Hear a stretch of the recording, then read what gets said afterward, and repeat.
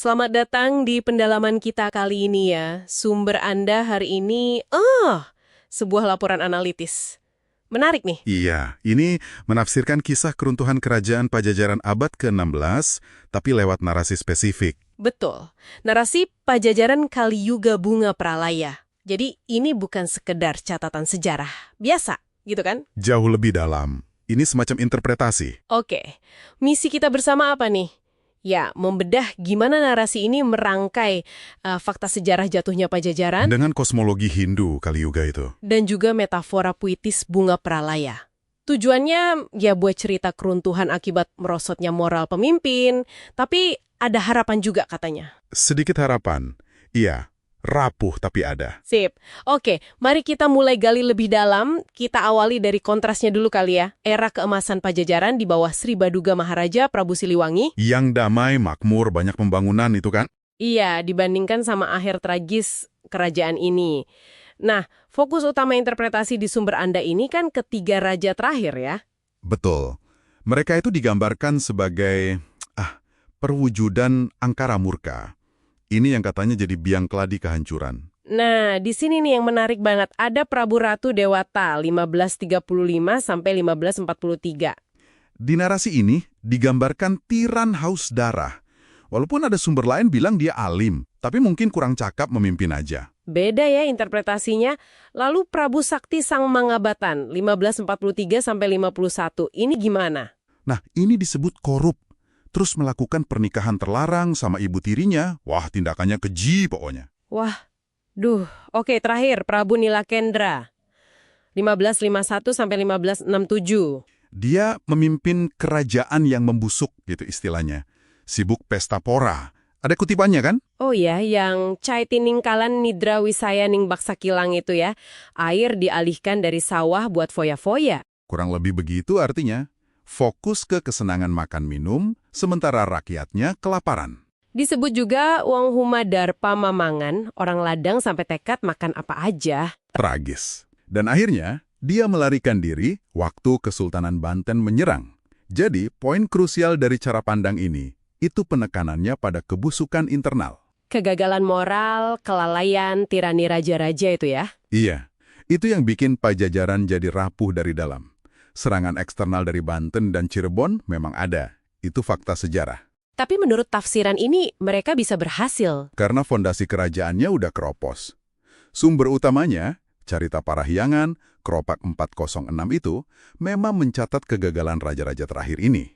Gagal menjalankan ajaran leluhur gitu ya. Betul. Tapi seberapa dominan sih peran kebobrokan internal ini menurut sumber Anda? Serangan luar itu jadi kayak cuma pendorong terakhir aja atau gimana? Menurut interpretasi ini nih ya, faktor internal itu akar masalah utamanya. Serangan eksternal lebih kayak pukulan pamungkas aja gitu. Yang meruntuhkan bangunan yang udah goyah. Persis, keruntuhan final 1579 ditandai pemindahan batu takhta Palangka Sriman Sriwacana ke Banten. Itu jadi simbol penghapusan legitimasi ya, bukan cuma kalah perang biasa. Ya, lebih dalam maknanya. Penghapusan simbolis. Menarik. Nah, penafsiran ini kan juga membingkai kejatuhan Pajajaran dalam konteks Kaliyuga. Bisa dijelasin sedikit nggak? Oh tentu. Jadi Kaliyuga itu zaman keempat, zaman terakhir dalam siklus waktu kosmik Hindu. Zaman kemerosotan moral, konflik, kebodohan, gitu ya? Di mana dharma, kebenaran, katanya cuma berdiri di atas satu kaki. Konon mulainya ribuan tahun lalu. Durasinya panjang sekali. Ratusan ribu tahun katanya. Wow. Yang penting di sini, itu gimana kerangka Kaliyuga ini dipakai. Bukan cuma penanda waktu, tapi Semacam lensa filosofis. tepat. Jadi tindakan para raja itu dilihat sebagai gejala, cerminan dari penyakit zaman kosmis ini. Jadi bukan cuma kesalahan individu, tapi bagian dari pola zaman yang lebih besar. Begitulah cara pandangnya. Ini mengangkat kisah Pajajaran dari sekedar peristiwa sejarah lokal jadi pelajaran moral universal tentang konsekuensi hidup di zaman kegelapan. Oke. Nah, selain Kaliyuga, ada lagi nih yang menarik dari sumber Anda. Metafora bunga pralaya. Ah iya, bunga kehancuran atau kematian. Kuat ya gambarannya? Dan ironis banget kan? Bunga kok kehancuran? Sangat ironis. Dalam penafsiran ini, metafora itu diterapkan pada kemewahan, kemegahan semu di Istana Prabu Nilakendra. Yang menutupi penderitaan rakyat dan kebusukan internal itu. Betul. Jadi, bunga ini keindahan dangkal yang mekar di atas pembusukan.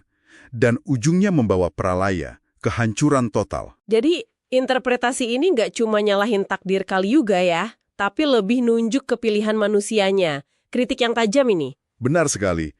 Metafora ini menggarisbawahi kalau kehancuran itu bukan melulu takdir kosmis, tapi juga buah dari tindakan, dari pilihan manusia. Dalam hal ini, angkara murka para raja itu yang secara aktif menumbuhkan bunga kehancuran mereka sendiri. Iya, jadi ada agensi di situ.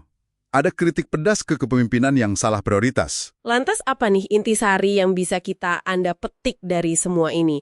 Jelas ya, pemaknaan kisah ini jadi semacam peringatan keras. Peringatan tentang vitalnya integritas dan etika kepemimpinan. Itu poin utamanya.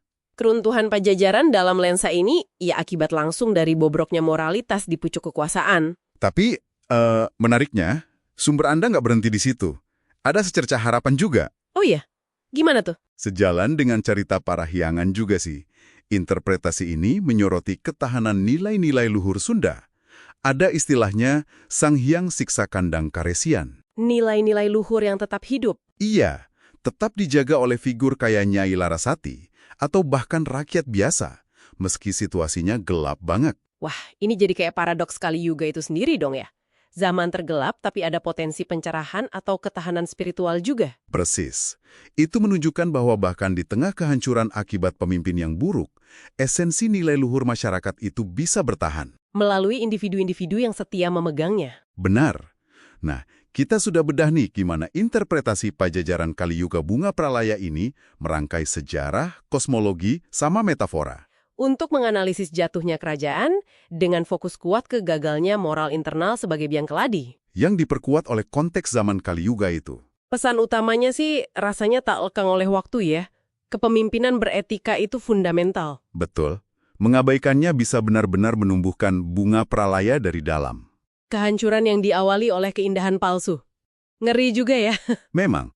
Nah, sebagai penutup, ada satu pemikiran nih untuk Anda bawa pulang. Silahkan. Analisis dalam sumber Anda ini kan seolah menyiratkan kalau Kaliyuga itu mungkin bukan cuma konsep kuno tentang suatu era. Tapi bisa jadi kondisi manusiawi yang dapat berulang. Situasi di mana potensi kemunduran moral dan sosial itu selalu mengintai. Menarik. Dengan pemikiran ini, nah, pertanyaannya buat Anda renungkan. Gimana kita bisa belajar ngenalin gejala atau kuncup halus dari bunga pralaya di masyarakat atau institusi sekitar kita hari ini?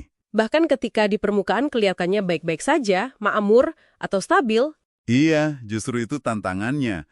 Sesuatu untuk direnungkan lebih lanjut.